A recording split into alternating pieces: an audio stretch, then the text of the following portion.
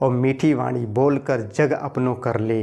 इसका अर्थ वो व्यक्ति से सब नफरत करते हैं। ध्यान रखना, वाणी का तप, सबसे बड़ा तप यही है कि प्रिय कहो, सत्य कहो, पर ऐसा सत्य भी ना कहो कि किसी को बुरा लग जाए। एक बार राजा ने रात को स्वप्न देखा कि उसके दांत जो हैं गिर गए हैं। तो जब ये स्वप्न देखा तो अगली सुबह राजा ने एक सभा बुलाई। उस सभा में एक सभासद को खड़ा किया और कहा कि आप बताइए कि जो मैंने स्वप्न देखा है इसका मतलब क्या होता है।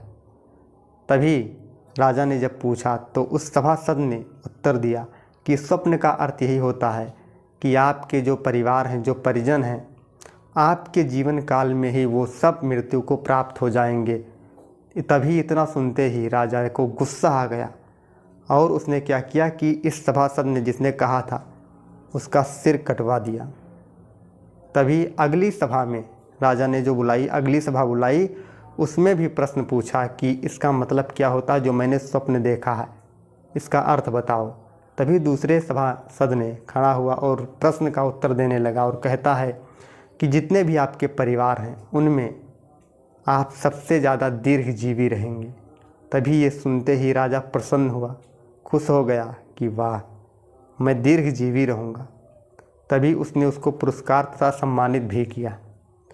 दोनों सभासद ने उत्तर दिया, पर कहने का मंतव्य दोनों का यानी उसका आंसर सेम था और सही भी था। पर यहाँ पर अंतर किसका था? वाणी का, जो मैं बताने के लिए आया हूँ। वाणी का उसमें अंतर था। एक की वाणी में कठोरता थी तो एक की वाणी में मधुरता थी, इसीलिए उन दोनों के परिणाम भी अलग अलग रहे, एक के कटु तो एक के मधुर। तो कहते हैं कि आप इस तरह से वाणी का अपने प्रयोग करो कि बोलने वाला भी और सुनने वाला का भी आनंद से दोनों भर जाएं। इस तरह से हमें वाणी का प्रयोग करना चाहिए। ये बहुत सोच समझ कर ये बातें कही गई है कि आप अपनी वाणी का प्रयोग इस तरह करो कि सुनने वाले को बुरा ना लगे। प्रिय कहो, सत्य कहो, पर ऐसा सत्य भी ना कहो कि किसी को बुरा लग जाए। इन सब बातों को ध्यान रखना। बहुत सोच समझ कर ये बातें कही जाती हैं और बहुत ध्यान करने पर ये समझ में आती हैं। एक इसी पर एक लाइन कही गई है कि कागा काको धन हरे, कोयल काको दे, और मीठी वाणी बोलकर जग अपनों कर ले। इसका अर्थ बहुत ही सुंदर है, समझो पहले। कागा काको धन हरे, कागा यानी कौवा और कोयला, कौवा और कोयल दोनों का रंग क्या है? सेम है।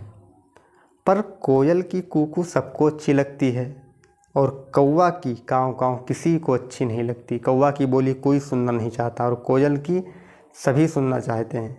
वो एक गाना भी है कि कोयल सी तेरी बोली, मतलब कि कितनी प्रिय बोली है कोयल की। आप कि मतलब किसी ने ये गाना तो नहीं बनाया कि कौवा सी तेरी बोली।